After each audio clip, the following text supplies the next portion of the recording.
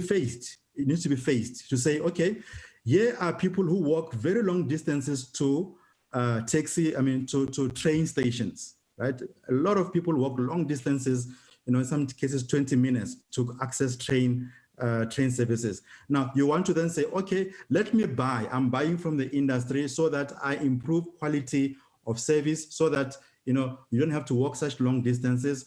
You're financing, you're buying that outcome. You're buying that outcome in terms of a relationship with the industry.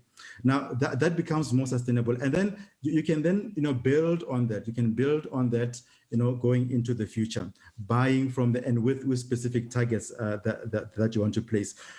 Program director, with that, I'd like to stop. I hope it will create a conversation. Thanks.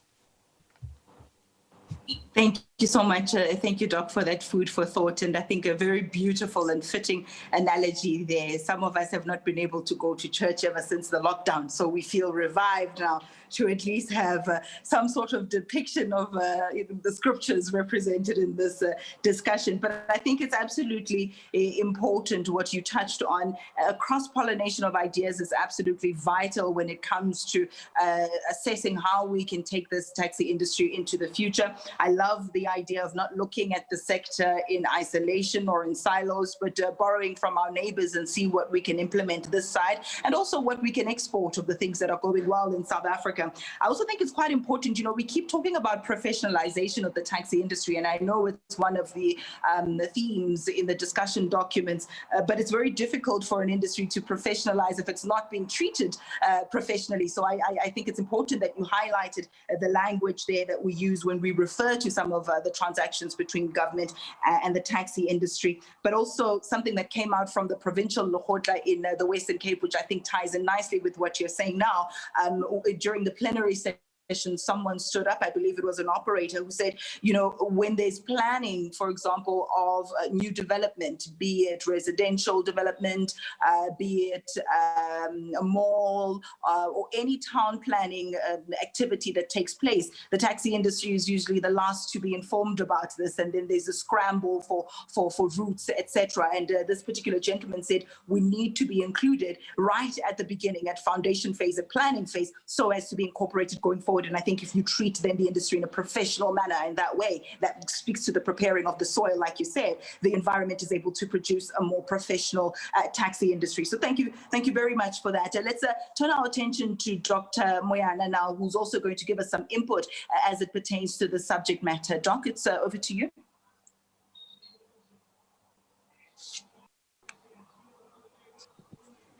Thank you very much, moderator. Minister Mbalula, the president of Sanitaco, Mr. Daibosh, thank you so much for the opportunity. Minister and the president of Sanitaco, I need to indicate that these engagements are long overdue. They are long overdue because if you look at the direct and indirect labor absorbing capacity of the taxi industry, as well as its passenger market share, it warrants attention. It cannot be left as an informal sector for that long. Furthermore, if interventions could be put in place to improve the quality of transport service provided by the industry, and therefore make the service more attractive, it would take a lot of private cars out of the road, of our road network, and in the process free our roads and minimize issues of congestion, but not just congestion. You know that as we have congestion, we also have issues of air pollution, and that works adversely against our sustainable development goals. But it also delays the delivery of both people. In fact, I can in brief say it delays the delivery of the means of production, that is both labor and the final products, for both consumption as well as for purposes of retail. Where they are required. In fact, I went through the discussion document, and I realized that there is a proposal for us to have a professional body. And I'm strongly in support of that professional body, the establishment of such. I know Sanitaco was intended initially, Mr. Daibosh, to serve that purpose, but I think it needs to be more formalized so that you have teeth but it must be the kind of professional body that is to a large extent autonomous, but with a legislative authority in terms of the minister having authority to legalize the establishment of such a professional body. That will enable the body to not to have teeth, to be able to have recourse just in case you've got members that are not compliant. But also the exciting thing about the body itself is the emphasis on the involvement of everybody involved, the involvement of all types of taxis. There is an adage at moderator that goes that nothing about us without us. So if you want ownership, you need to make sure that everybody is involved, everybody will be affected or will be governed by this structure needs to be involved in terms of the establishment. But also there is a need, I think that this body once established can learn a lot from both ISO 39001, but also from our local RTMS, even though RTMS focus is the trucking industry. There is a lot of lessons, Mr. Daibosh, that you can draw from that sector. Because they were, as much as they call themselves self-regulating, they align themselves to all forms of regulations, but especially in terms of law enforcement, in terms of road safety, ensuring that the vehicles are safe.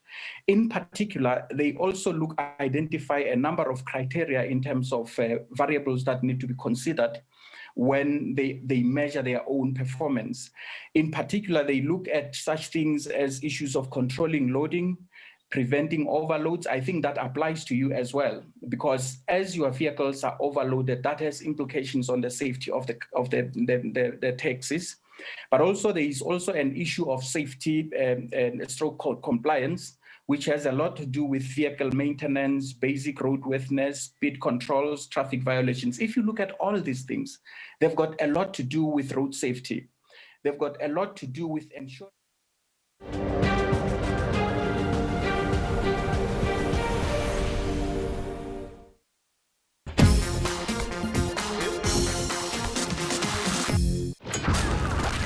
them in terms of the support they provide to ensure that driver wellness. We also audit them in terms of the interventions they put in place to ensure that their fleet make a significant contribution in terms of road safety. But we also audit them in terms of their compliance, in terms of load control related issues. But also because two of our additional issues that were identified, Mr. Daibosh and the Minister, is the issue of violence in the industry.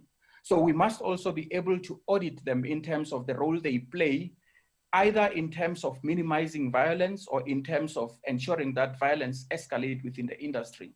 But also, we also have an issue of customer service within the industry, poor customer service, to be precise.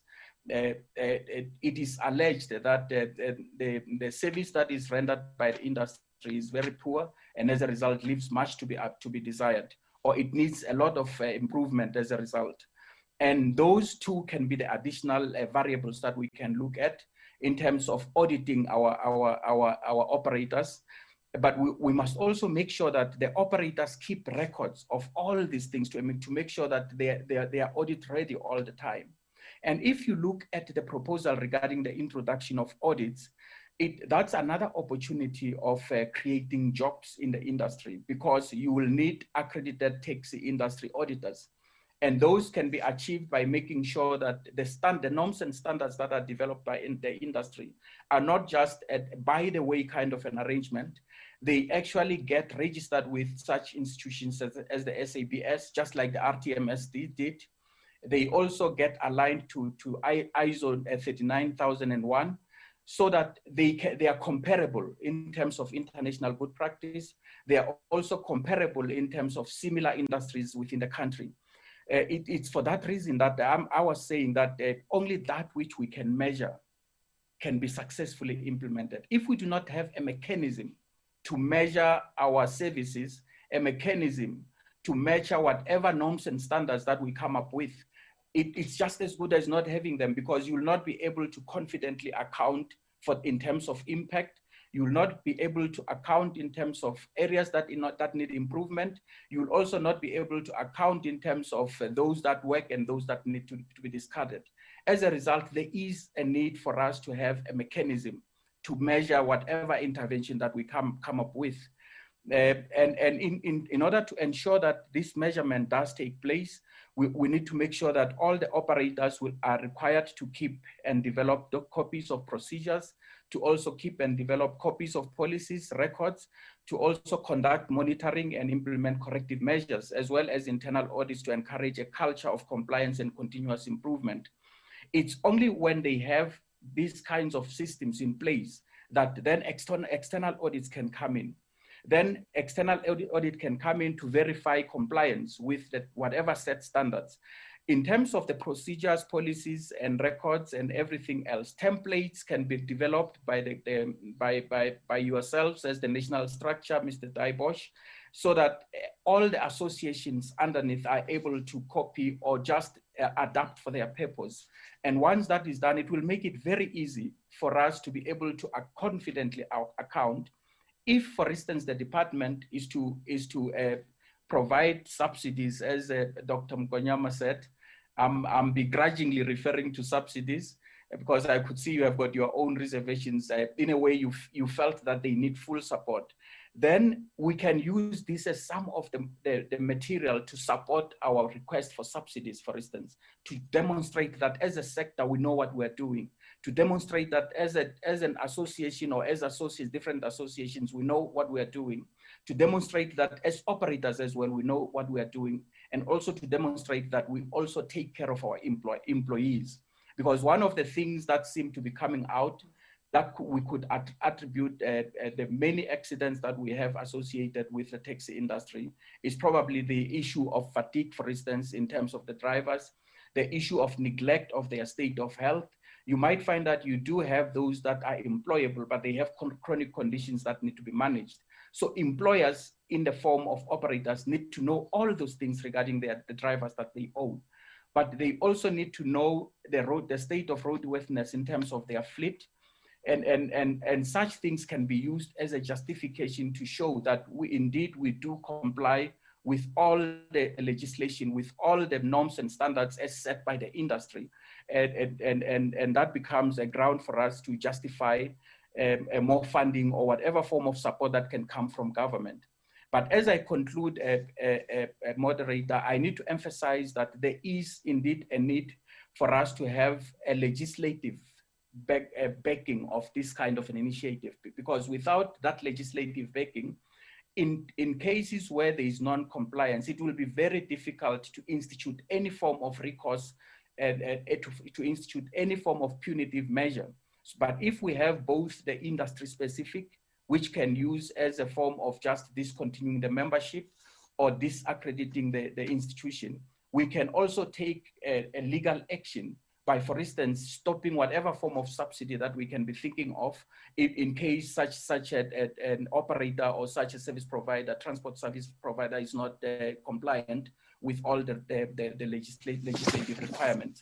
On that note, moderator, I'll pause. I'll just take questions where there is any. Thank you so much.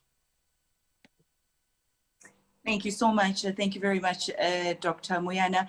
I think I'm reminded by what Minister Mbalula often says about the taxi industry, that it is too big to fail.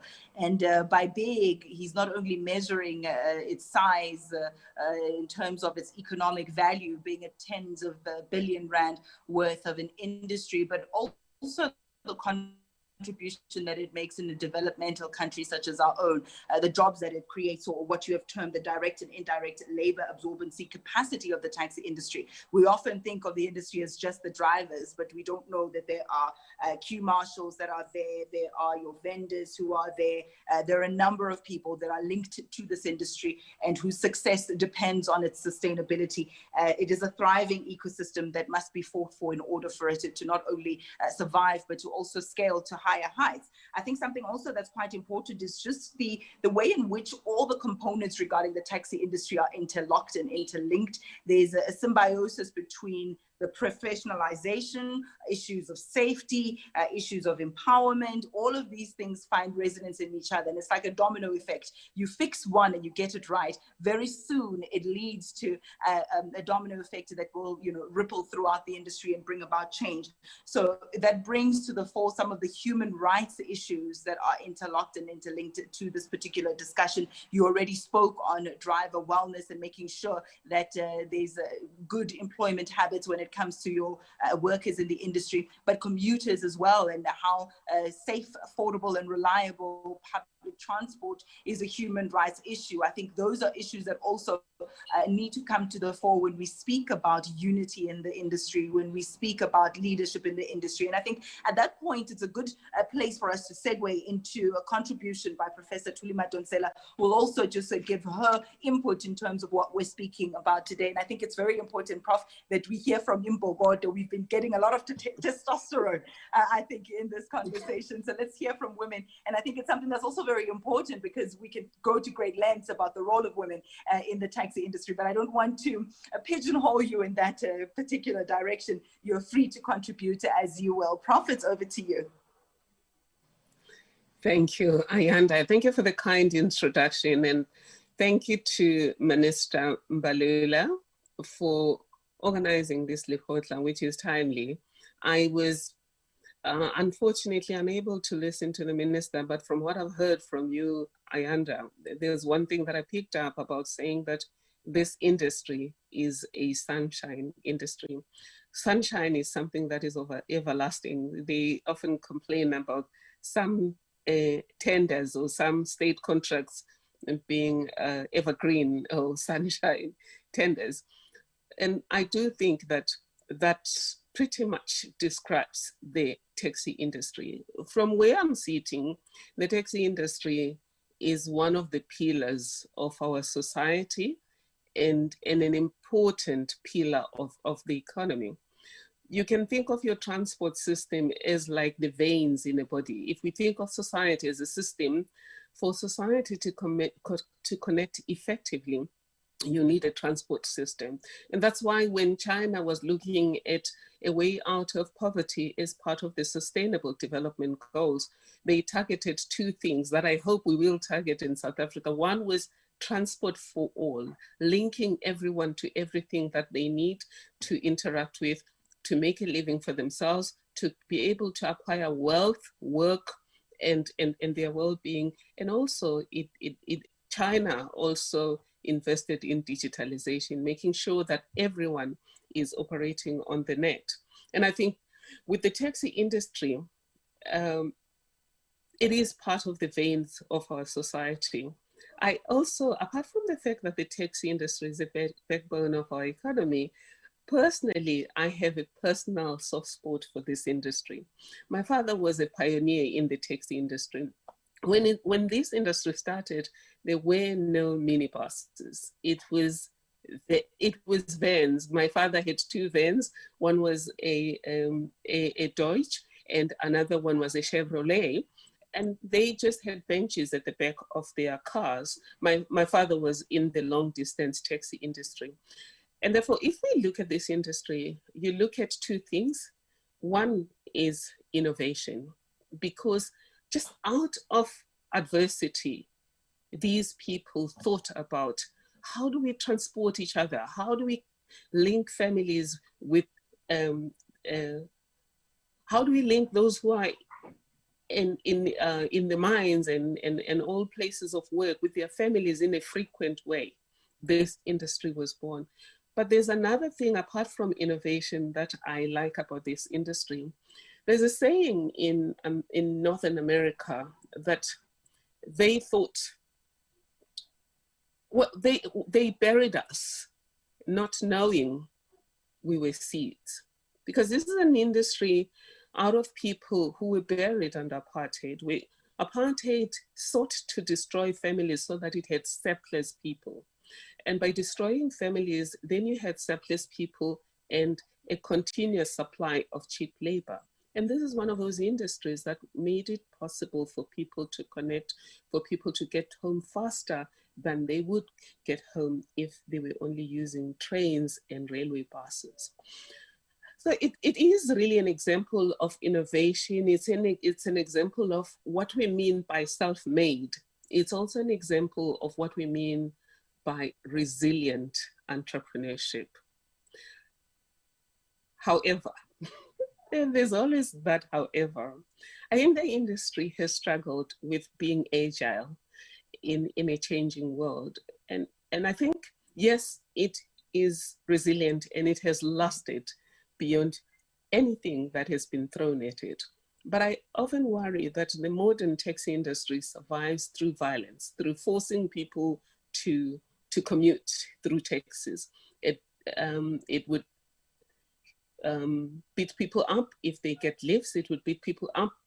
And it's just been known to become violent. And that's really sad, because as the speakers before me have said, there's so much room for this industry to adapt and pivot and diversify its services so that it can align its services with the needs of the modern society and modern economy.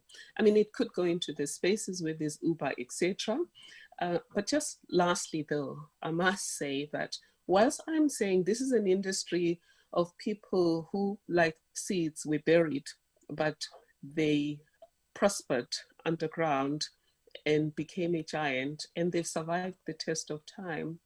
And I also am saying this industry has failed to adapt in the modern world. It's known to be violent, it's known to be rude, and just generally, it's known not to pay taxes well. It's known for wrong reasons, and also for being disunited and with so much killings within the industry itself. Minister Mbalula, I want to say it's also an industry that has been failed by government. Democracy.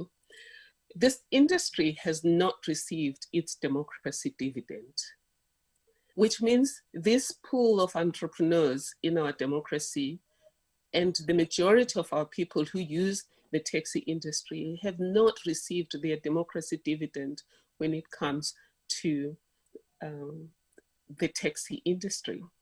You will recall that during apartheid, we had the municipal buses that were subsidized by government. Those municipal buses continue to be subsidized by government, which makes the fares cheaper. In this particular industry, to this date, the fares are not subsidized by government, but these are government's people as well. These are people who also pay their taxes in terms of VAT, in terms of normal tax and the fuel levy. So that's one place where this industry has been failed. As public protector, there's another area where I investigated, and you remember this, President Taibos, that I investigated the failure of government to deal with a scheme where taxi owners were duped into buying vans that had been changed or converted into minibuses without following the right procedures, and therefore these vans became death traps. As we speak today, two things happened. The people who use taxis have lost family members because of this, but secondly, taxi owners have lost millions of rands because of this. And I remember when we did the public hearing on this matter, that there was one lady from Mpumalanga, I think Mama Koza, I will call him, who really left me almost in tears when she spoke about how she bought this taxi and with this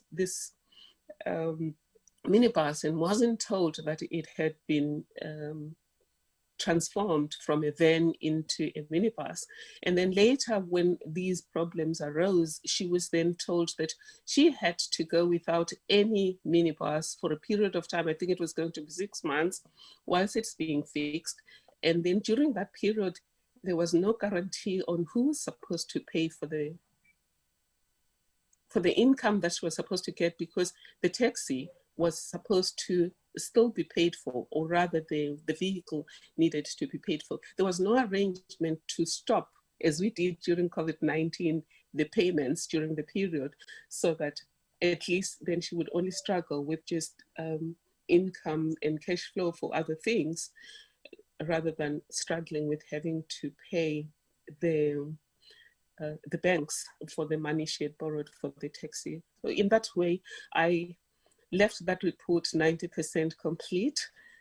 That just showed that government failed the taxi industry in that particular matter. On that particular matter, the industry, Toyota South Africa included, also failed the taxi industry, and the regulatory bodies, including the SABC, also failed the taxi industry.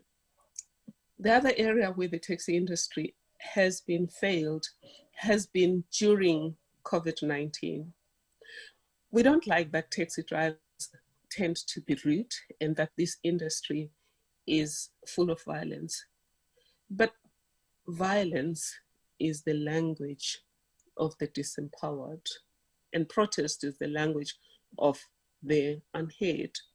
And I do believe that if we had handled the lockdown regulations properly, the taxi industry didn't have to say it was now going to disobey the rule. I must say, though, that with the taxi industry behaving like that, it shot itself in the foot in the same way as young people shot themselves in the foot when they had a good cause during the fees must fall. When they started acting against the law, they lost public support. And I think with the taxi industry, the same thing, the public just saw a group that refuses to operate within the boundaries of the law, whereas the cause they were fighting for was a good cause. Some of the rules were ridiculous and unfair.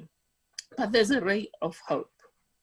The ray of hope is, Minister, you're convening this Indaba, and I'm hoping that from this Lekgotla, the issues that will emerge going forward will be issues around a good leadership from the taxi industry itself, leadership that is purposeful, leadership that's purpose-driven and ethical. And from President Taibosh, it would appear that that's the direction in which the leadership is going. I'm hoping that also there'll be fair regulation, that the industry is regulated with its input being included in this process. But also there's fairness in that the democracy dividend for people who belong to this industry, either as entrepreneurs or as customers or even as employees, because the taxi industry also provides jobs, they also get their democracy dividend. From the industry itself, violence must end. And I must say that gender-based violence is a big problem, because where there's violence, women can't operate. And I do know that women taxi owners or those who have been left these businesses by their fathers, their brothers, or their husbands are battling in an industry that is driven by violence. And that must stop, because we need public sympathy, we need public buy-in, because this industry is crucial. Whatever its future may be, it might not look exactly the way it looks. It might morph into something else through agility. But whatever it becomes, it is an industry that meets people where they are. There is nothing as good as the taxi industry in terms of bringing transport as close to people's doorsteps as possible. And lastly, I do hope that the taxi industry is going to find a way to leverage technology for safer environments for commuters, for safer environment for the drivers, because there's no reason why we can't have the kind of technology that makes sure that we know what's happening to a taxi at every given stage, to make sure that the drivers are safe at all times and that the commuters are safe at all times. And thank you again for this, Lekgotla, Minister, and to the industry. I do believe that the journey of 1,000 miles, as the Chinese say, begins with a single step. But in Africa, we do say that, or rather the Ethiopians say that when spider webs combine, they can tie up a lion. And here we are tying up this huge lion that is going to be part of our sustainable development pathways. Thank you.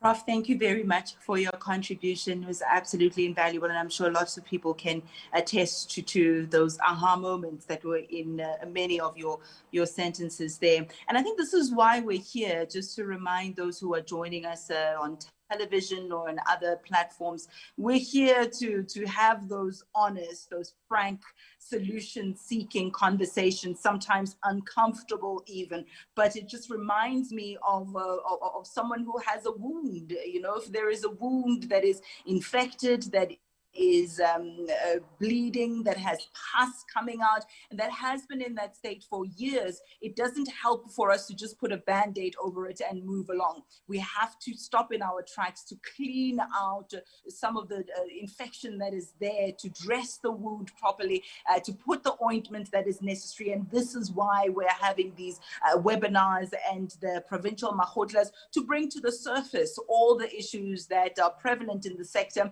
with the aim, of course, of finding a solution. And Minister Mbalula has gone to great lengths to say he is of the view that this time next year we'll be seeing a completely different landscape as far as the taxi industry is concerned. So it's very important that there are no holds barred in these conversations, as we just intentionally try to find solutions with a fine-tooth comb and get to some of those granular details that make the troublesome issues come to the fore. Let me also now just open up the conversation by way of questions and answers. We spoke about a lot of what is going wrong in the industry, and this is very important, as I have highlighted.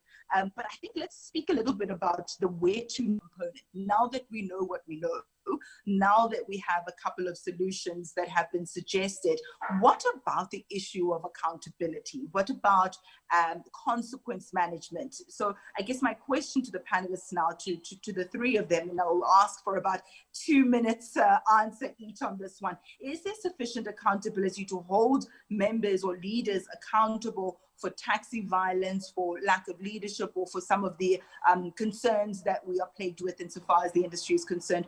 Dr. Muganyama, let me start with you on the issue of consequence management. What's your contribution there?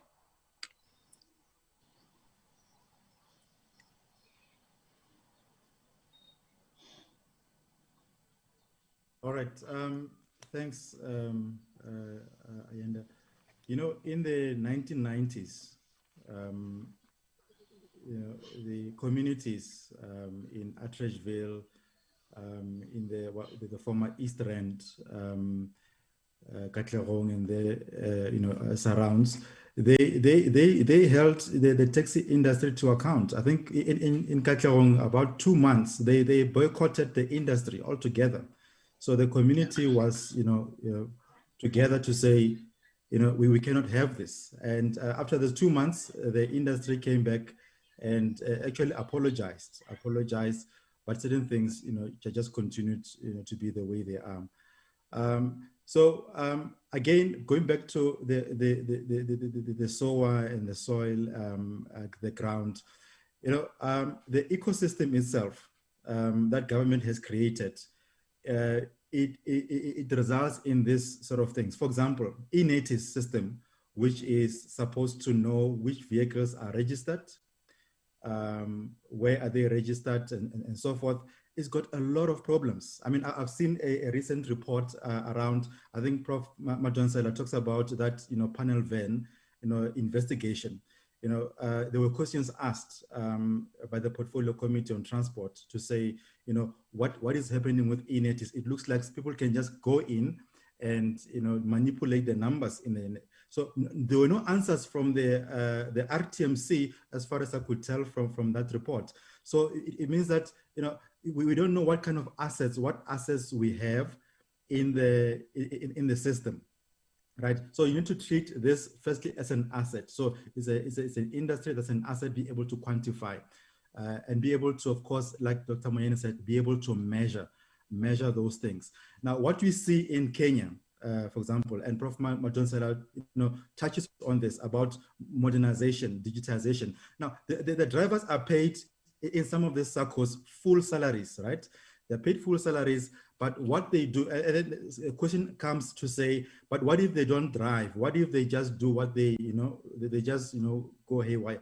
They then invest in technology to monitor the drivers. They know exactly what is happening, where is the driver, and what is happening in the industry. So we need to use technology as far as possible to monitor performance. And then hold, the whole value chain, accountable, as it were. But, just as a summary, communities themselves, as the investors in the industry, need to hold the industry to account. But then also we need to invest in the technology, invest in the infrastructure to enable the industry to perform well. A taxi industry by default breaks laws because there's no infrastructure. I stop anywhere, I break a law. Whatever they do, in the network is breaking the law because there's no infrastructure. Provide infrastructure for them to be able to, uphold the law as it were. So let me stop there.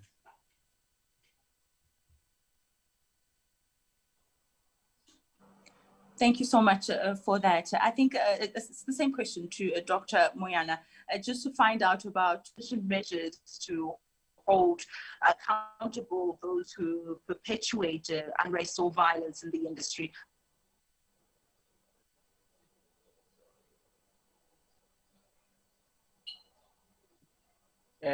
Thank you, moderator. I think I need to go back to what I indicated, that we need to bear in mind that we cannot arbitrarily determine whether people comply or they do not. As a result, there is a need for us to have those norms and standards which will serve as a yardstick against which we are able to determine whether people comply or not. And in instances where, we need to categorize them such that we have those that are so severe that there is no room for us to even say, you can go and attend to this, then come back later on, we'll reconsider your membership. For instance, issues of violence. Violence involves loss of life. Violence involves, people getting injured to a point that they can no longer work for themselves.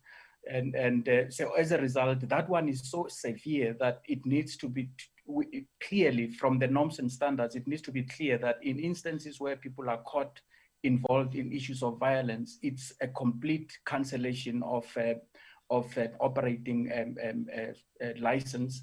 But in instances where you find that it's issues of roadworthiness, and the state of the vehicle, issues of how the extent to which people are able to look after their employees, issues of the extent to which people are able to provide development opportunities, skills development for their drivers. In such instances, they can just be suspended and be given an opportunity to go and attend to those, but with a strict condition that on return, on registration, they are not required to commit the same mistakes again. And if they commit the same offense, then cancellation results, because if we become very lenient, we will just be gradually going back to what we are trying to rid the country of. That is all I can say for now, moderator. Thank you.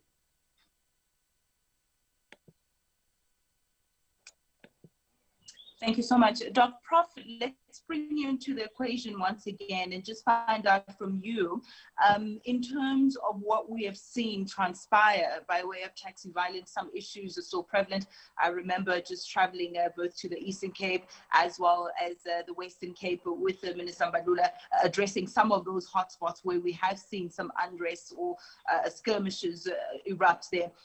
Are you of the view that there are sufficient measures, that the regulatory framework suffices at the moment to hold to account those who perpetuate taxi violence?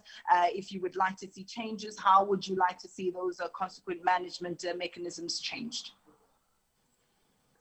Thank you, Ayanda.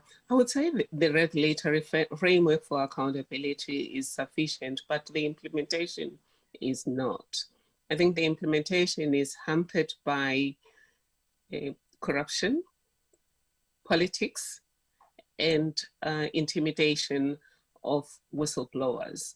If we can, of course, then make sure that we eliminate corruption, we depoliticize law enforcement, and thirdly, we protect whistleblowers, things could be better. Again, during my term as pub protector, one of the areas where there was taxi violence was Ekurhuleni. And it was clear that part of the problem was that those who were supposed to enforce the law, those who were supposed to make sure that people comply with their certificates, with their transport authority certificates, did their job.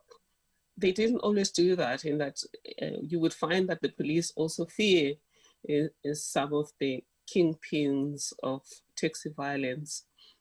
But also, we found that a lot of it had to do with politics. If people were politically connected, there seemed to be a problem in holding them to account. And then there was also a problem of protecting whistleblowers, because if they tell the truth, they're going to be arrested. I do want to support what was said by Dr. Mokonyane about the need to use technologies. There's something that is called a black box.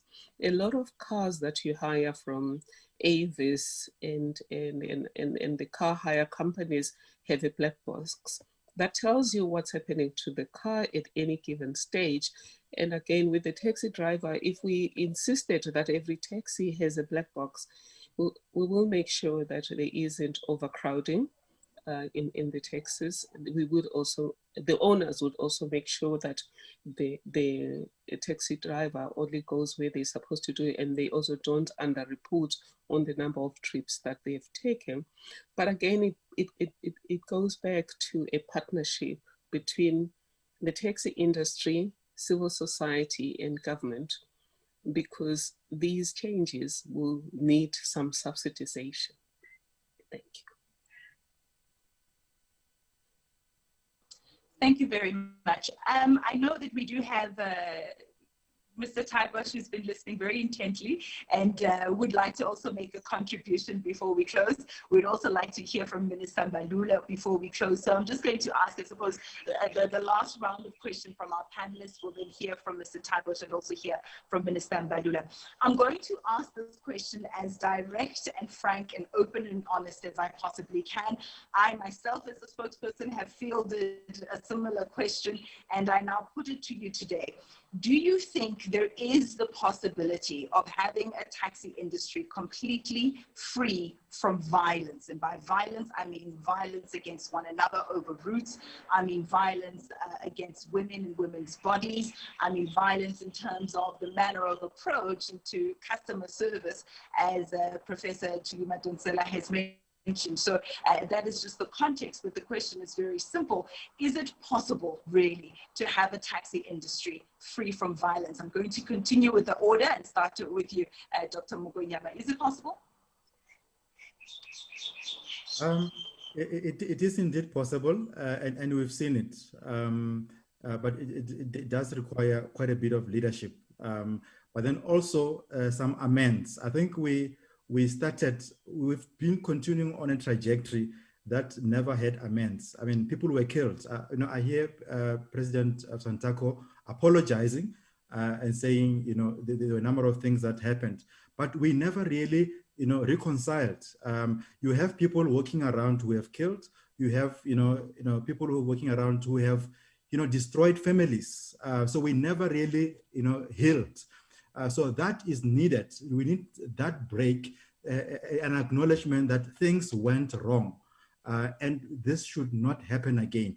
And that should be implemented together with the business model that you're talking about right now. You want to buy a service from the industry. You're not necessarily subsidizing. You want to buy a service that has got targets.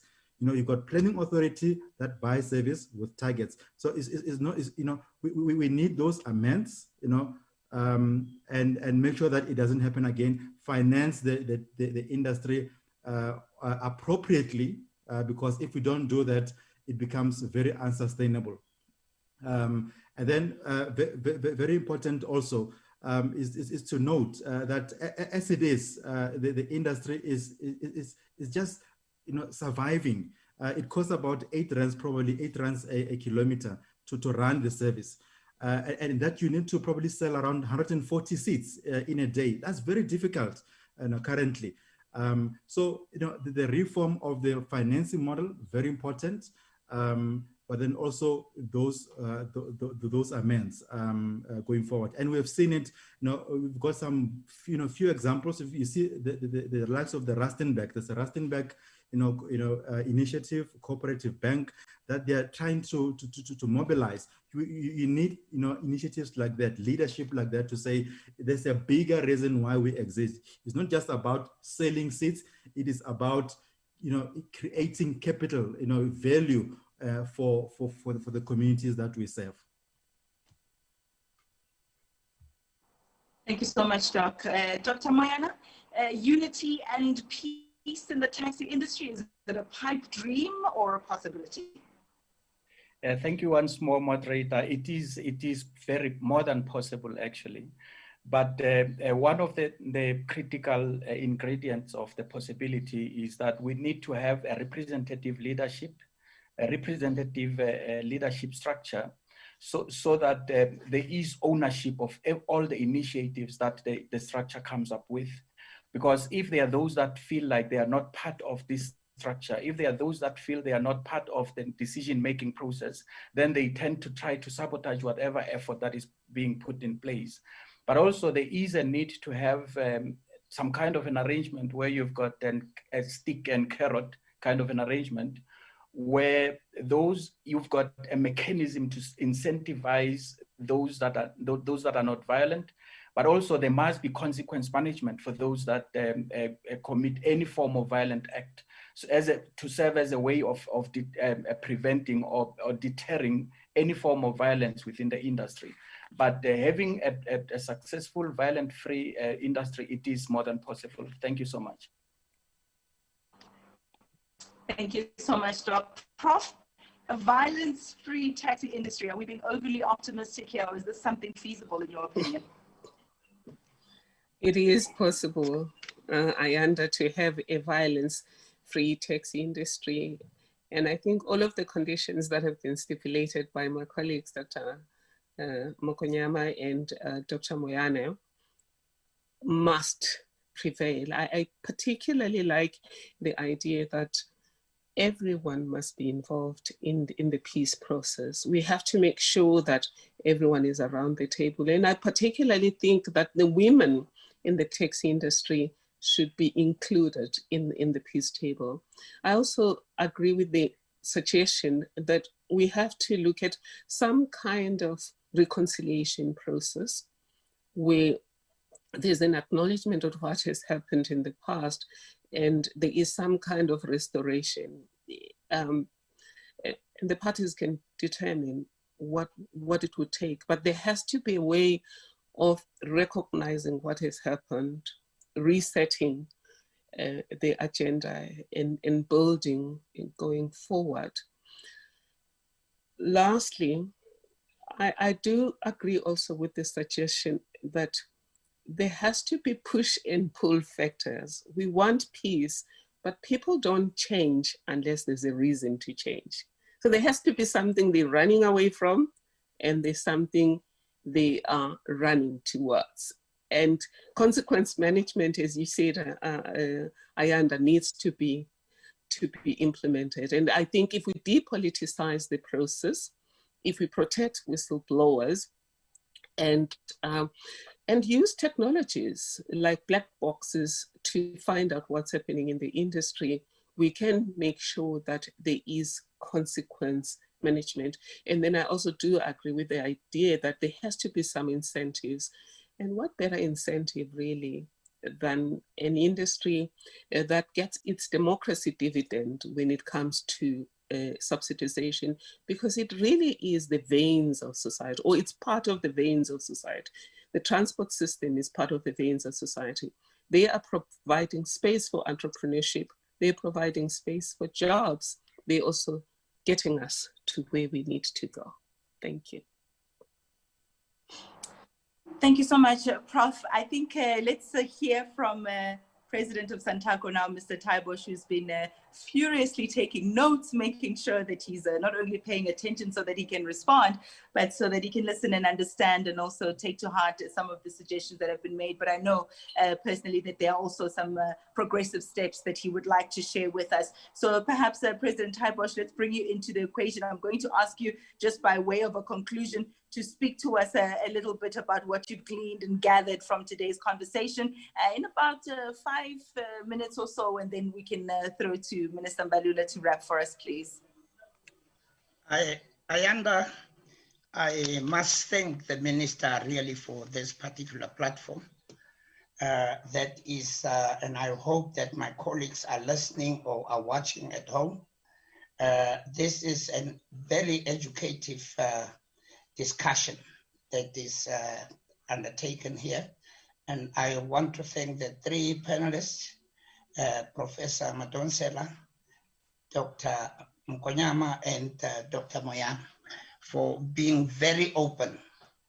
But also I want to indicate that our minister has shown the guts of coming forward. You know, Professor Madonsela and the other colleagues, you are talking about the taxi industry that that needs to be incentivized for it to change. I will tell you that that's not what the taxi industry needs. What the taxi industry needed, it's what was started by government in 1995. When government brought the taxi industry together, and you know, the excitement coming out of that process in 1996, you began to see the sliding of violence within the taxi industry, because suddenly there was something which was called the standard constitution, the interim standard constitution in the country at the time, which has a very thin line to say that as a taxi operator, if you transgress on 1, 2, 3, you may lose your rights to operate a taxi. But it was also even going to the association to say to the association, if you make life difficult for your members to participate within the association stands a chance of being deregistered if it is found guilty. Those are things, if we have kept to them, I believe that they would have contributed a lot towards the changes within this industry. For instance, let me indicate, and I want to challenge you to go back and look into this history. You know, if you look into immediately after 1996, there was a subsidizing subsiding of violence in the country. And during 2001, when after the launch or the establishment of Sanitaco, up to 2006-07, you saw again the gradual upstage of violence in the country. What was the problem? The problem is the standard constitution was prohibiting government employees from being taxi operators. It was prohibiting law enforcement officers to participate and become taxi operators. During that time, you would see how many government officials, how many traffic officials, how many SAPS have joined the taxi industry, and you would find out that in the most taxi routes, where this particular society came in, that things started changing and violence started becoming the order of the day, instead of, you know, saying that you've got all these people and violence will go down. So, but I don't want to regress, go back to that particular issue. I want to say that what I'm looking at, it's that Minister Mbalula has discovered something that the taxi industry has been talking about all this time. And please forgive me, they say you must give due to where it is really supposed to go to. Minister Mbalula came and he said, you know what is your problem, taxi industry? besides talking about empowerment, the minister said you need regulations. You need regulations so that you can be regulated like any other law-abiding person in this country.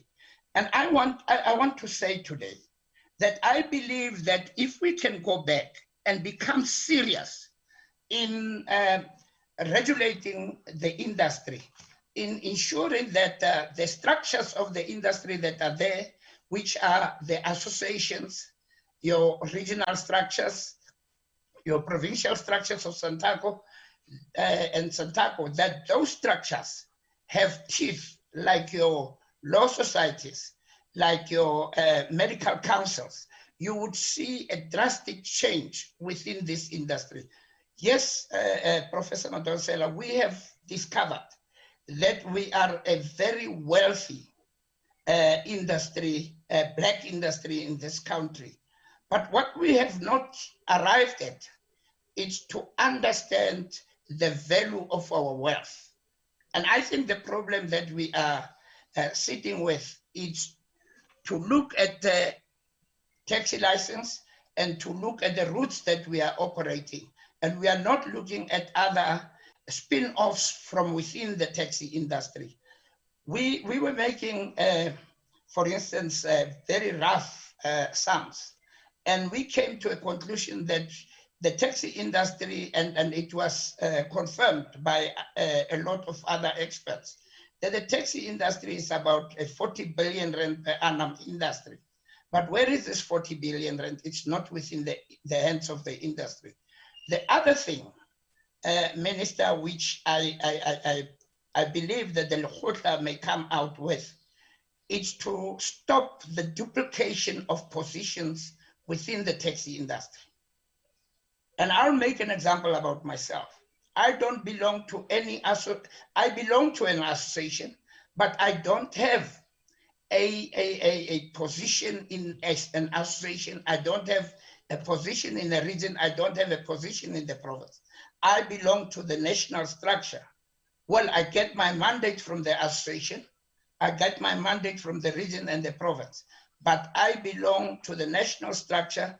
As I'm speaking here, I'm not speaking on behalf of any association or any province that I come from. I'm speaking on behalf of the entire country. And I want to believe that if all the leadership can be elected in that particular format, so that we don't get scared that when you don't attend an association meeting, that you will be sort of, immediately suspended or even disrespected in that association. And that's where I believe that the issue of unity and leadership becomes very paramount for this taxi industry. And the other thing which Dr. Moyana spoke about, Dr. Moyana, government did everything in its power to bring the taxi industry together in 2001. And we all agreed with government that we need to elect a body that is representative of all and that is representing the taxi industry in the country. Again, I will tell you that because of the interference that came from government, the taxi industry was taken back to square one, because now you get somebody who is not a member of the taxi industry who's questioning the authority of the leadership that is elected, instead of leaving that kind of things to the leadership of the taxi industry. The democracy that has taken place in the taxi industry has been respected up to a particular point, and I'm not going to point fingers to say where did it come from, but I'm saying that it comes from within our government. And I want to even go to the extent of saying, Minister Mbalula, you came in when all your other colleagues have spoken about the possibility of implementing the subsidies in the taxi industry. And you came in and you say the subsidization in the taxi industry is possible. And I can tell you that that has brought a lot of excitement, a lot of interest from the taxi industry. we can begin to look into our own businesses. We will be making a particular presentation to the minister very soon about what is it that we think can take this taxi industry forward. But what I want to appreciate from all the colleagues who have spoken here is that you are right, guys. You are right, Professor Dr. Mkonya. You are all right, Dr. Moyang, that the taxi industry needs to be given a space whereby government comes and dictates certain terms, legal terms, and the taxi industry must then begin to take its course forward and ensure that it professionalizes the industry itself. It makes sure that, you know, we've got these people who are very important to this taxi industry, but who we don't appreciate the driver because we think all the time that the driver is stealing our money. But what is it that we did to ensure that we can be able to work together with our drivers? We've got queue marshals. This industry, Minister, is responsible for close to 1 million people as far as employment is concerned. You look at your hawkers in the taxi ranks. Would there be hawkers if the taxi industry was not there? No. And you look at your queue marshals. You look at the guys who are washing vehicles at the taxi rank. I am looking forward to this taxi lekgotla to say this taxi lekgotla is going to help us uncover ourselves as a taxi industry, to say that we need to put a council that will have powers to say when Taibos is transgressed, that Taibos should be punished to an extent whereby Taibos can be expelled from the industry. For instance, we've got cases where, I don't know how to approach women in South Africa, the rape cases that has taken place in the taxi ranks, those perpetrators are coming back after they served their terms in jail. They are working again in the industry. So the industry must reach a point where they can ban Taibos from participating in any industry structures. I think we will see changes, Ayanda, in this particular industry. I am looking positively to what the lekgotla will bring. Companies that are selling vehicles to us, they all see us, even oil companies, every company, they all see us as the best consumers, because we don't even sit down and think, how can we become serious business people where all the things that we are consuming, we are buying from our own companies, our own spare shops, even the vehicles. How do we ensure that we produce a vehicle that is suitable for this industry, where we are not advised by any other person except the experts within South Africa to say this vehicle is suitable for the taxi industry? I believe, Minister, the lekgotla is going to assist in a huge way.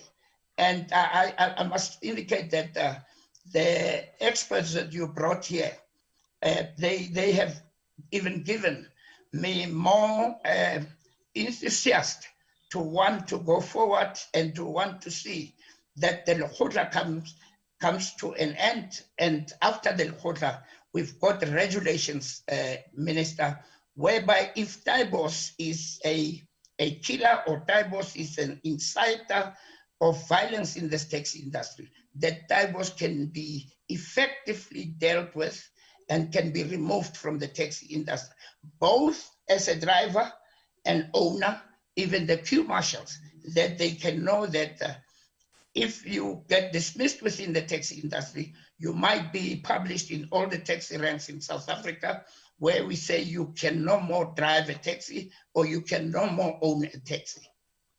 Ayanda, I think I'm very appreciative of this platform that has been created by the minister.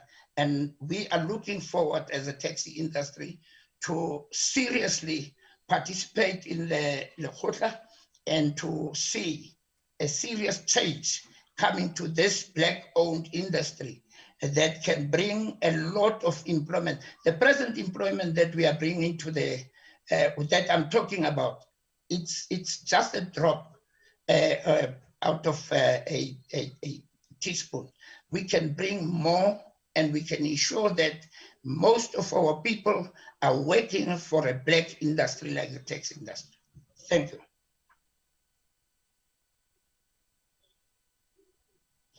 Thank you so much, President Taibosh, for that. I believe we do have a minute or two to take questions. Thereafter, we'll have Minister Mbalula wrap for us.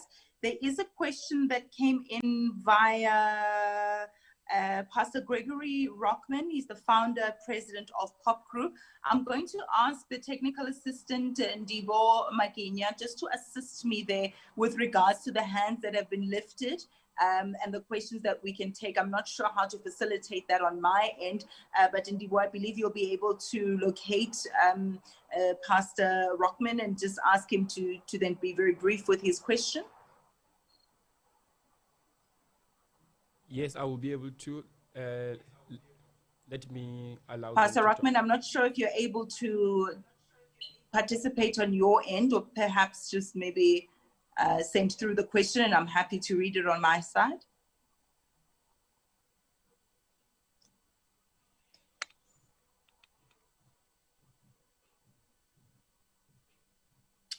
Hello, Ayanda.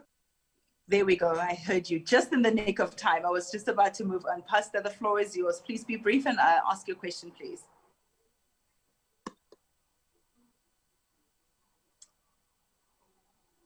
Hello, Pastor Rockman, I can hear you. Please continue.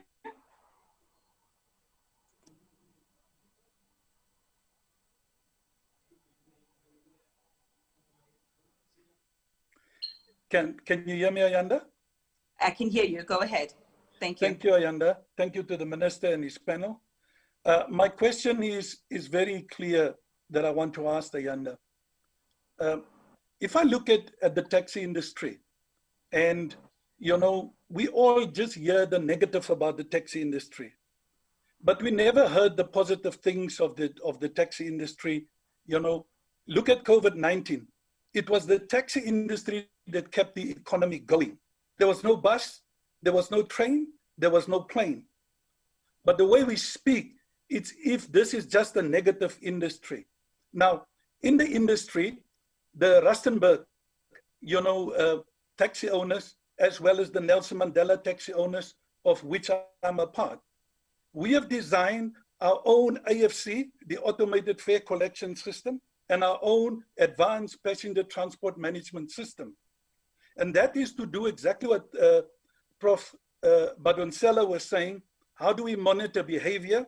How do we monitor, passengers? How many are they in that vehicle? How do we, find that this vehicle is traveling? And did this vehicle really work? So these things have been designed locally by the taxi industry. Ms. Kibi Manana was in Rustenburg with us on the 11th of March this year, just before the lockdown. We showed her the system. She and Bafana and the others that were there, it blew their minds away. And the last point is, in the Nelson Mandela Metro, there was a project that the industry and the ANC government worked together with to find unity, and that made the killings and everything to subside.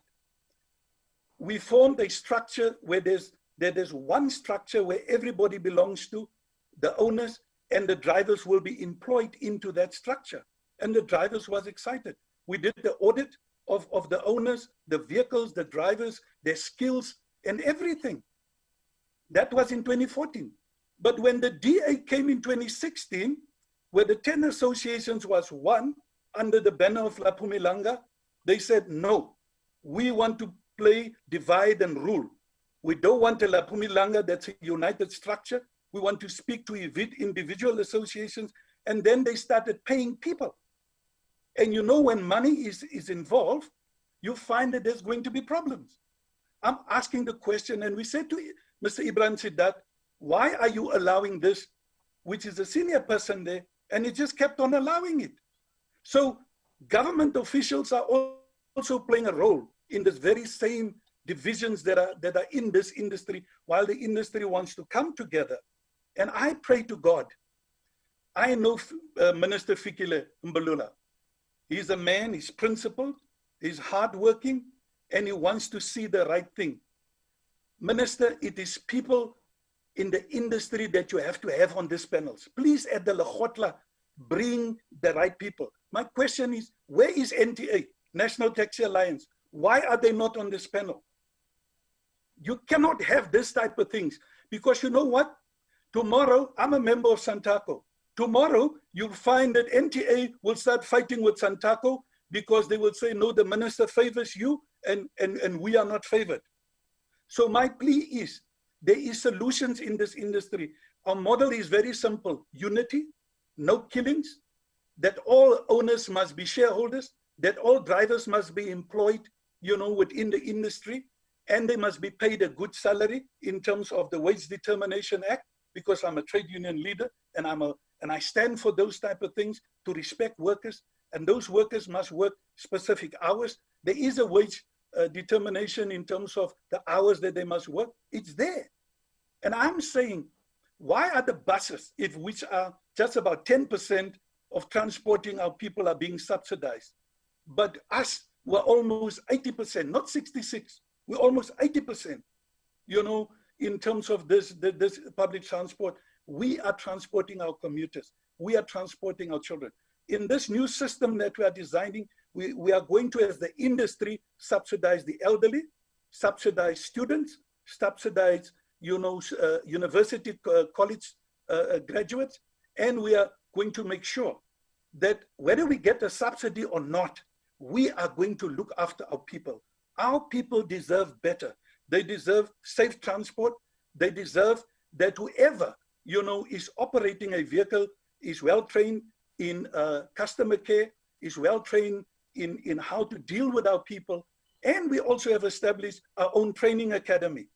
Our own training academy we have established to train our people, to qualify our people, and so that our people, you know, is just delivering the best. In Rustenburg have even taken a step further, whereby they have created a driver qualification with TITA, you know, where you must have the driver qualification before you can get behind the taxi wheel as we are going forward.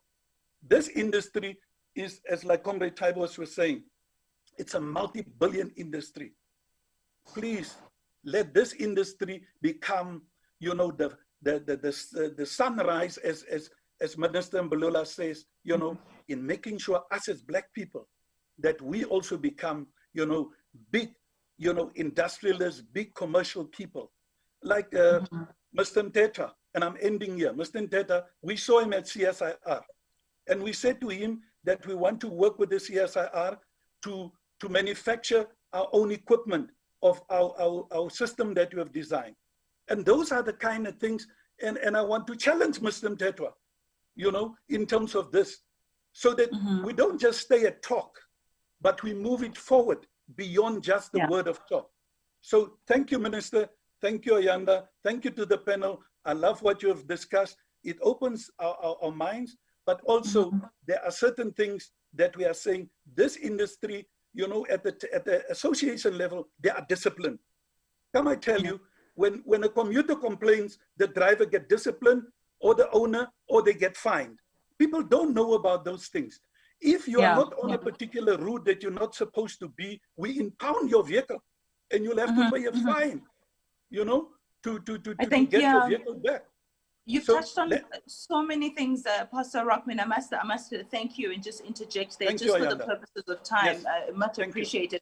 And I think this is why it's so important that similar discussions are being held across the provinces, as many of our speakers have already alluded to. And just to remind those who perhaps are just joining us at the tail end of this conversation, that these discussions, this public discourse platform will culminate into a national Lekgotla where resolutions will be taken and steps towards building the taxi industry of the future will then be taken. And we are hoping to then see tangible results next year in black and white, but I don't want you to take my word for it.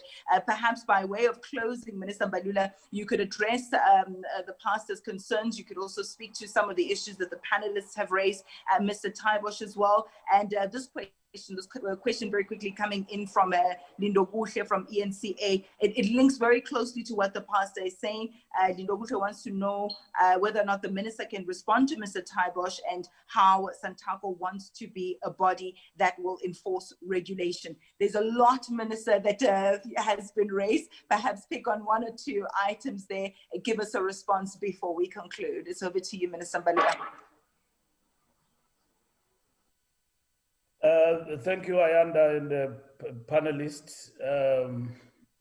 I think it must be noted that the people who are experts in the panel and the president of Santaco are people who are doing a lot of work in terms of public transport in the Republic. I think earlier on you did speak to that in introducing people in the panel. Professor Madonsela, for instance, when she was public protector, she did a lot of work in our space, and she's knowledgeable in terms of the challenges that the taxi industry is failing. So we're not just grabbing people, bringing them to the panel who have got no knowledge about what they are talking about. And as a public protector, I think you go to the detail of investigating and making proposals. And we're sitting with some of those proposals, and we're considering them today as we prepare for this Lekgotla. And the professors and the doctors in the panel equally, they are very much knowledgeable and have contributed a lot in terms of research to solutions. And the president of Santaco is the president of Santaco. NTA is invited. They've got issues in terms of participating in our platforms, but they are invited. So we looking forward to getting them in other platforms on their own to participate and shape the industry. At the end of the day, if you own a taxi and you belong or not belong to an organization, we want you to make a contribution. Because what is going to come out of the Lekgotla, whether people come or don't come, is going to have a meaning to how we're going to shape up in terms of this particular industry. Now, first question about legislative intervention. It's not a question. It's a point that has been raised, cutting across. The proposal in the document is introducing an empowerment provision in law for the minister to recognize Santaco. It's a point that some people agree with, others don't. In that manner, regulations can empower Santaco to exercise effective oversight on areas they are mandated to provide leadership on. Dr. Mukonyama makes an important point that we need to create an environment for the industry to flourish. We fully agree with that. As an integral part of network industries, the taxi industry will look at creative and sustainable ways to ensure that the support we provide to the industry addresses a 5% premium transport costs add to the economy. The empowerment model also we're talking about will look closely at this matter. Overall, we are going big. We're thinking about a cooperative bank. That is what we're talking about. And an independent also bank in terms of the proposals. And our experts are working on this model together with the Treasury as to what is feasible for us in terms of this industry. I have Dr. Moyani's point about professional body empowered to exercise oversight with power to enforce the rules is in line with the proposal on the table. Various options are explored in the discussion documents on how such a body can be empowered through legislative intervention. Dr. Muyane also makes an important point about workers in the industry, particularly drivers, and the president of Sanitaco was breaking it down to us as to who are those people we are referring to. We have been emphatic that formalizing the industry includes compliance with labor laws and ensuring that conditions of service of workers are in line with the basic conditions of Employment Act. And this includes skills development and the professionalization of the industry. Recommendations about introducing audits and issues like that, Sanitaco should focus on. We welcome those particular contributions in terms of the discussion. The regulatory framework is weak, Prof, at the present moment. In strengthening this framework, there will be critical trade-offs that have to be made both by government and the industry. This includes a firm commitment to the centrality of the rule of law. Government must also be fair in the application of the rules in that issuing of operating licenses as a big issue must be within the provisions of the law and prescribed timeframes. Currently, many operators continue to operate with receipts.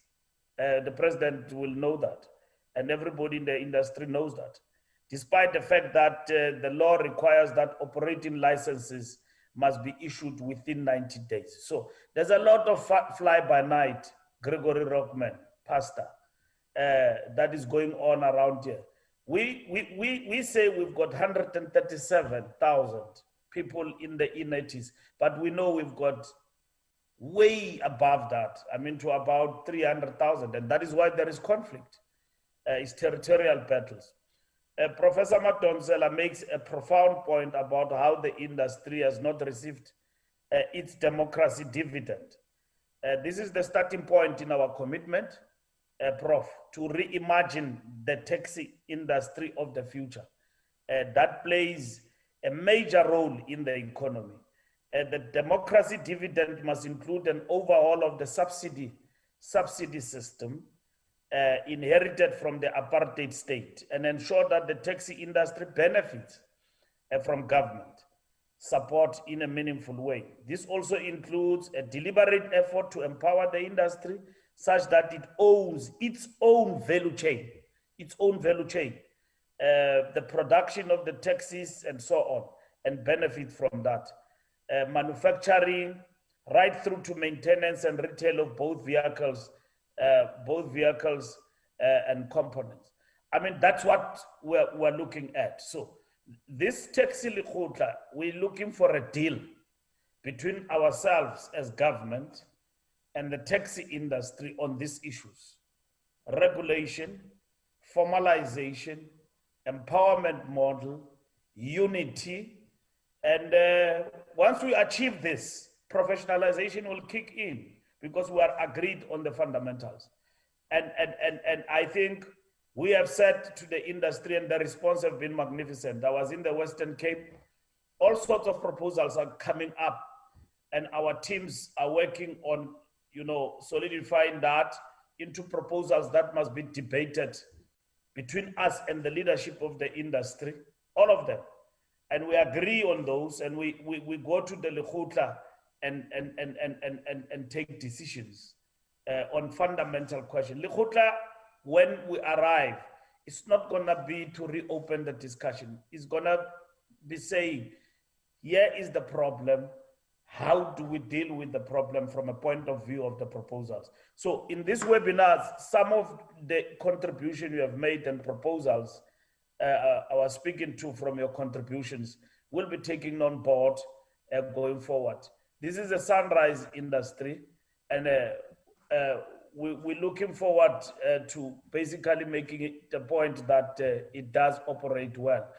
Nelson Mandela, as I conclude, says, let freedom reign, liberate all our people. And if we liberate people,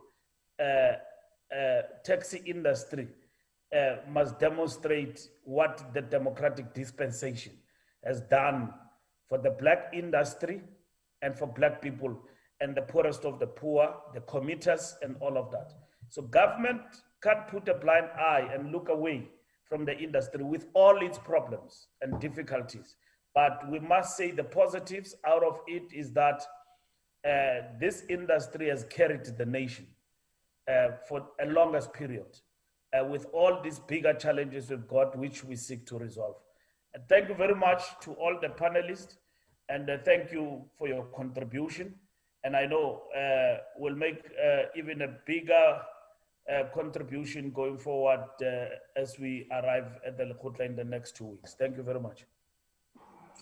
Thank you so much, Minister Mbalula. Our thanks also goes out to Sanitaco President Philip Taibosh, as well as our esteemed panelists, Dr. Mokonyama, Dr. Moyana, as well as Professor Madonsela.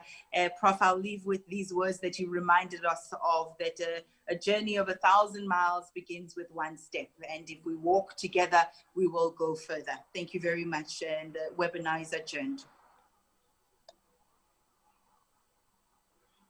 Thank you.